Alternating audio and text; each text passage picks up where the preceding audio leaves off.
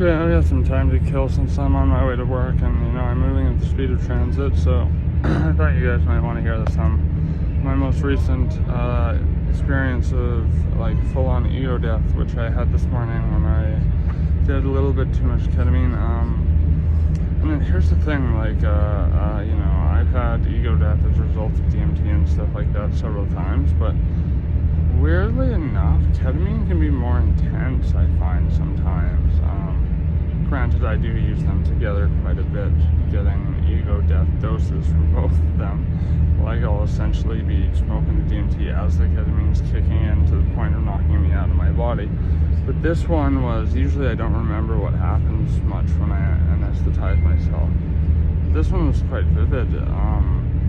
I remember I ended up in front of a giant, looked like a giant clock, and the hands on the clock were like starting to become very frenetic, and the clock was falling apart, and this bright light shone through it and then just sucked up at the universe.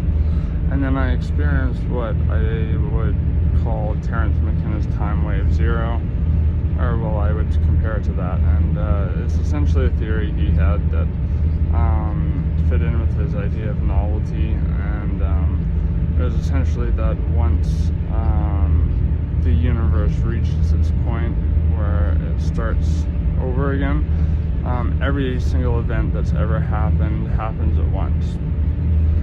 Do I believe in this? Not necessarily. I don't have enough evidence to doubt it, but you know, absence of evidence is not evidence of absence, you know, kind of thing. So in any case, though, it's not like I saw everything that's ever happened. You know, I feel like I've seen that on DMT, but like I remember seeing like Squidward from the SpongeBob, and like a very random array of weird images, and it was in between a video I was watching, because I was this was when I was starting to kind of come in and out of it, like back into my body, but I wasn't fully back in my body. And then of course when I do come out of it, the video's talking about, oh, men in black suits are following you and shit like that, and it was just like that literally was what the video was saying. It wasn't like a schizophrenic paranoid audio hallucination, but yeah, no, the ego death through ketamine is very weird. You don't tend to remember a lot of it, but it leaves you with this palpable mortal fear by the time you're out of it.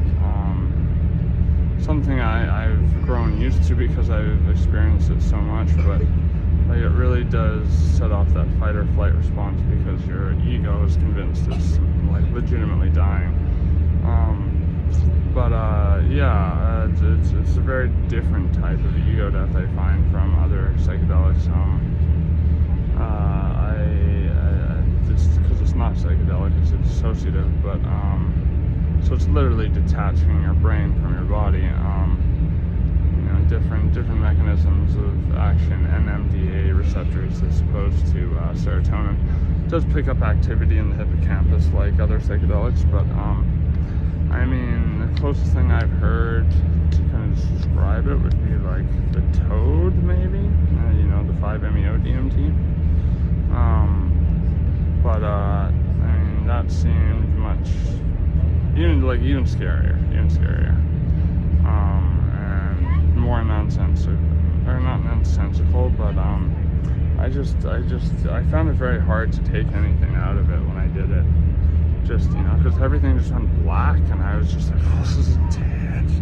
It's intense. Breathe.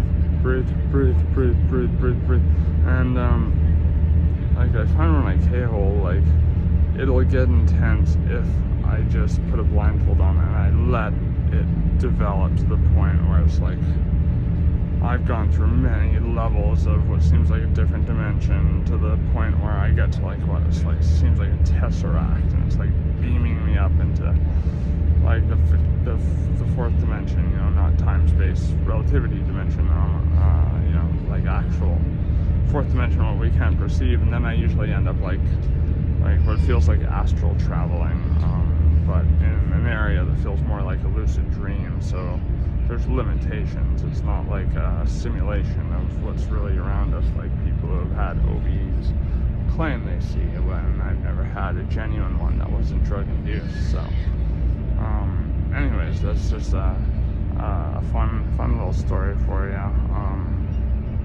It's an interesting way to start the day. Is just that when I wake up, I wake in so much pain. Like my body is so, like my muscles are all rigid.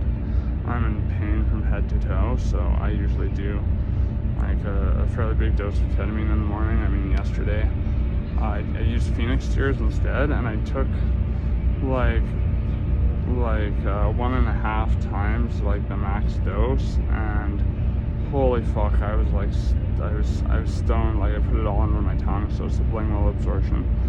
But I was so stoned within about 5 minutes that it was like I was already partially dreaming, and I fell into a sleep where I had a really weird dream. And usually pot products make me forget my dreams completely. This one really didn't.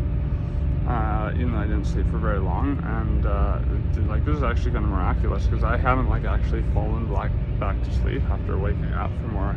If I wake up for more than 30 seconds at night, then I'm not going back to sleep. It's just not going to happen. So this is the first time it's happened in a while. But I remember I was stoned in my dream, and in my dream I kept trying to get into this building, which apparently had a flea market that. Anything and everything you could imagine you wanted to buy was in there, but I couldn't get in for some reason. A lot of my dreams are like that, like I'm trying to get something but it's never fulfilled, or it keeps getting delayed until I wake up. But I remember there was a dude who was like waiting with me, and he just kept making fun of how stoned I was, and yeah, that was the dream pretty much. And I woke up and I was like still really stoned like an hour and a half later. I'm very sparse with my ketamine use now, as I value my bladder, and it was doing some damage for a while since getting better, thank God. So I've been using a lot of Phoenix tears instead. I'm not using any right now because I'm starting a new job and don't want to be completely fucking blotto when I get there. Yeah, I rolled some fat too because we're gonna be smoking weed all day, but that's different. I can function on that. Anyways, I thought that's a little fun quickie story. So